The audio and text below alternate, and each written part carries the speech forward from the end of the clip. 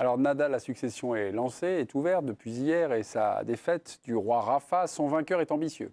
Alexander Zverev, que vous appelez Sacha, parce que Sacha passe mal. Oui.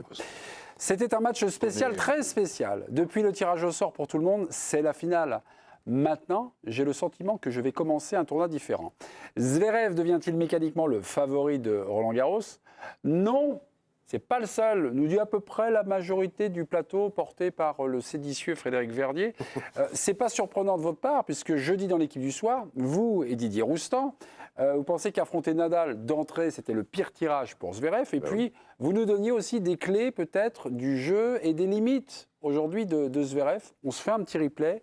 Didier qui commence, parce que c'est le président, puis vous êtes son Premier ministre spécial tennis. On y va pour le replay. Mentalement, Zverev, il a tout à perdre dans cette histoire. Pour moi, c'est le pire tirage. Parce qu'il n'en tirera aucune gloire. Mais bien sûr que si. Et valait mieux qu'il tombe contre, effectivement, tu disais, un troisième couteau, qui se qualifie et tout. Et à un moment... Je retiens un nom, c'est le nom de Zverev. Et je retiens effectivement que Zverev, malheureusement pour lui, très bon dans les tournois moyens. Voilà. Parfois très fort même. On y va, on y arrive. Dès que la côte devient vraiment très raide, il est très suspect. Mais donc, que Zverev soit 4 mondiales, qu'il ait gagné Rome, etc., ça compte pas en fait. Non, c'est le pire tirage. Pas tellement. Pas tellement. Dans cette configuration-là, pas tellement. Voilà. Alors, la victoire d'hier contre Nadal, qui est en gros progrès, est-ce que ça fait un peu évoluer vos lignes? Parce que j'ai regardé le match et je pensais à notre conversation de jeudi dernier, mes copains. Pas du tout. Pas du tout. Ah, vous l'aimez pas. Non, mais c'est pas ça. Je vous laisse parler. Il avait suffisamment de marge, peut-être. Mais je trouve que mentalement, il a été pas mal. J'ai été déçu par l'ambiance du central. Moi, je croyais qu'ils allaient mettre le feu. Alors, c'est vrai que, comme tu le dis, Nadal ne leur a pas donné l'occasion. Il mène jamais au score.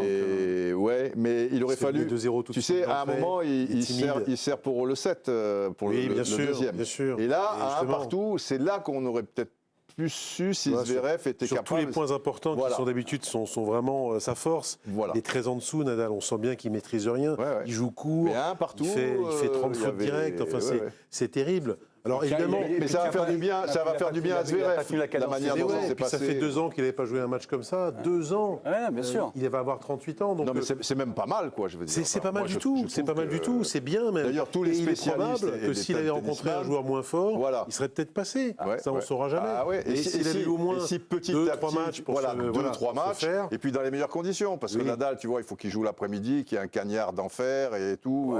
Il a déjà gagné Roland avec des temps très humides, avec une balle qui avançait moins. Oui, mais non, mais dans le Nadal actuel, quoi, je veux dire. Et ça l'aide toujours quand même. Alors, vous êtes branché sur Nadal. Moi, je suis Zverev. J'ai lu Wilander aujourd'hui. Ça va, il est pas mal en tennis, le Mats. Zverev est un bien meilleur joueur qu'il y a 3 ou 4 ans. Il a réussi à rester très calme dans un environnement aussi spécial. Il n'a pas perdu d'énergie bêtement. On parle d'hier. Il y a quelques années, Rafa aurait gagné ce match. C'est ce qu'il nous dit. Bon, non. Son discours d'après-match très sobre résume son match. Il avait parfaitement préparé son match mentalement. Non, mais je veux dire, c'est très beau. Mais c'est pas le Nadal d'il y a 3 ans du tout. Non. Donc, comme par hasard, il y a 2 ans, non mais lui, il disait 3 ans, Mats, mais il y a 2 ans, il a eu cette chance-là, Zverev. Il aurait pu, voire dû, gagner, en tout cas mener de 7-0 face à Nadal. Il était mené 1-7-0, il n'y avait même pas la fin du deuxième set, après 3h15 de jeu. Un niveau de tennis phénoménal. J'étais aux premières loges, et je peux vous dire que de le voir sécher par sa cheville, c'était un déchirement. C'était horrible. Mais c'était aussi en partie, c'est pas un hasard, c'est un type qui se pète jamais comme ça. Zverev, il est plutôt solide, et il se pète pas non plus par hasard. Donc il y avait une telle décharge d'adrénaline, une telle exigence physique, une telle frustration qui commençait aussi à sortir, que ça m'a rappelé tout de suite René Jacot, le boxeur français. Contre Mugabe, là. Voilà. Il est là, il se fait la cheville après un round et demi parce qu'il a peur, parce qu'il a plein de sentiments négatifs. Je veux dire, c'est pas juste la malchance, c'est ça que je veux dire. René Jacot bat Donald Curry et il affronte Mugabe. John the Beast, Mugabe. Une terreur. Il y a un ring qui est monté, on va dire, en plein air, il pleut et il glisse. Voilà. Donc il se casse le péroné, tibia péroné, je sais pas quoi. Zverev fait partie des favoris. Oui. C'est peut-être pas le favori, mais ce qu'il a fait, je trouve, la gestion de son match. Évidemment, il y a une différence de niveau parce que Nadal t'a expliqué depuis 2 ans et demi les blessures et tout. Mais mentalement, Zverev, c'est quelqu'un de très friable, qui pète des câbles régulièrement. Hier, il a eu un niveau de tennis sur 3 sets. il a servi le plomb, son revers exceptionnel. Il a énormément progressé en coup droit. Il sait qu'il peut gagner, il sait qu'il peut gagner des gros tournois. Il a gagné à Rome. Oui, mais ça, des Masters 1000, il en a gagné plein. Ouais, mais je trouve que là, c'est sa distance. Sinner, quelques problèmes physiques. Alcaraz, quelques problèmes physiques. Djokovic, quelques problèmes physiques. Medvedev, la terre, il exècre la terre. Il a une expression extraordinaire. Il dit, qu'est-ce qu'il dit? Il pense que c'est de la boue, ça ressemble à de la merde de chien, un truc comme ça.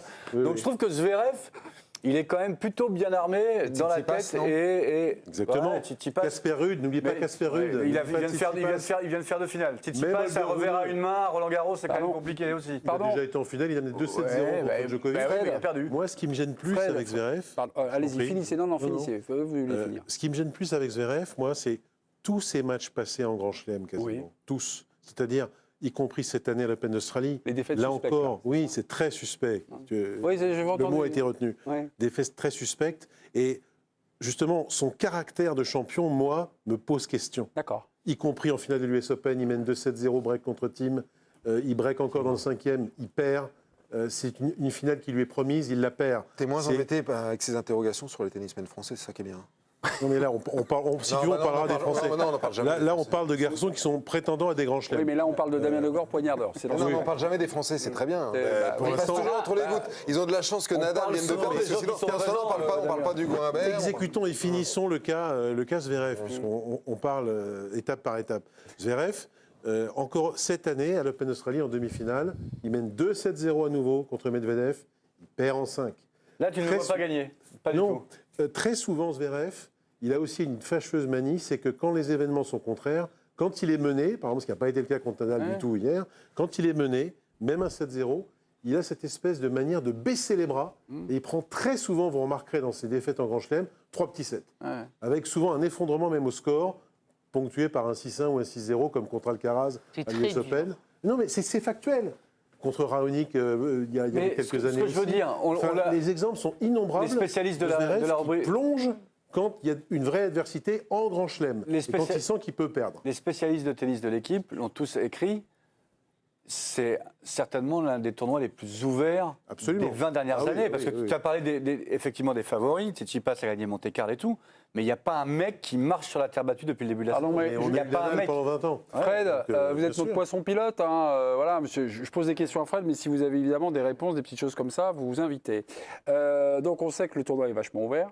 C'est chaque tour, on va faire cet inventaire, on va décortiquer les matchs, on va tour après tour pour savoir, pour mesurer les dynamiques. Ça va être comme ça la lecture de notre tournoi. Je trouve qu'il peut y avoir des surprises colossales à chaque tour. Moi, rien ne me dit que Djokovic ne va pas perdre contre Musetti ou mon fils au troisième tour. Enfin, mon fils, il a perdu 19 fois de suite. C'est là où Damien vous êtes. Voilà.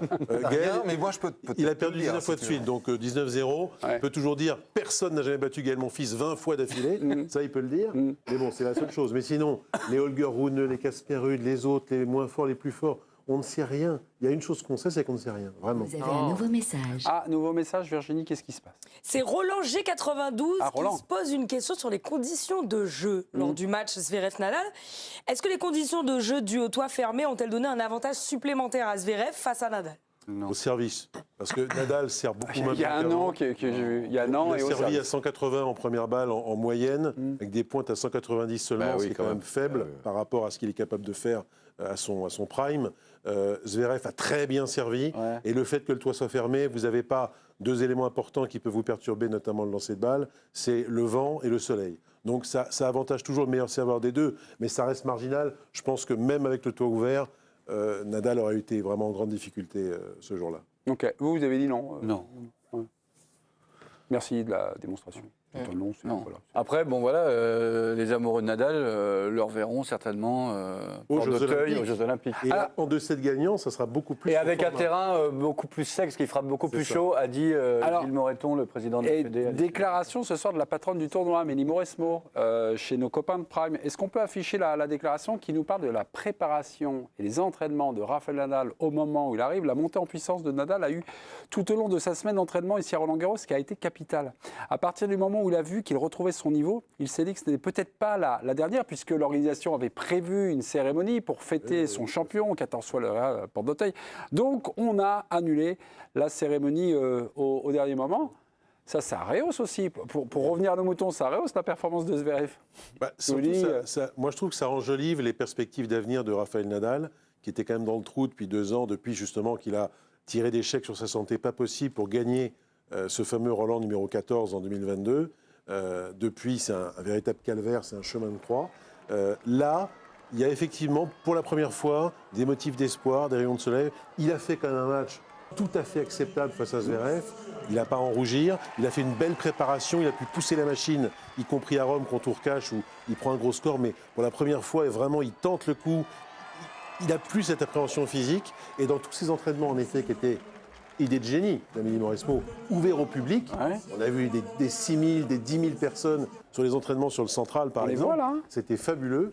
Et là, les gens ont pu se rendre compte, en effet, que Nadal était en mode compète. Il y a une tôle à Medvedev, par exemple, à Madrid, pourtant, il avait gagné plusieurs matchs. Bon, on va marquer une petite pause. Dans quelques minutes, le Minuit Info de Virginie Saint-Cyr. On vous remontrera donc la qualification tranquille de Djokovic face à un Français, Pierre Hugerbert, et puis le Français du jour, c'est Arthur Rinderknecht.